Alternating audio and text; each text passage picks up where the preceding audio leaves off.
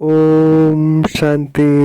पवित्रताको सूर्य, पवित्रताको सागर भगवान शिव बाबा रथ ब्रह्मालाई निमित्त बनाएर ब्रह्मकुमारी जो जन्मजात पवित्र छन्, कुमारहरू तीव्र पुरुषार्थले पवित्र बन्दैछन्। विश्वास र एकताका साथ भगवानको ज्ञान गुण शक्तिलाई सबै आत्माहरूलाई बाँड्दैछन्।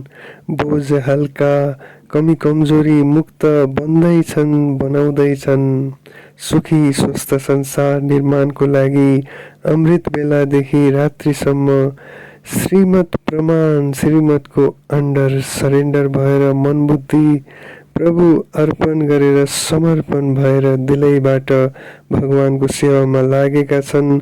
हामी पनि सुखी स्वस्थ पवित्र बनाऊ। ओम शान्ति। धन्यवाद। नमस्ते।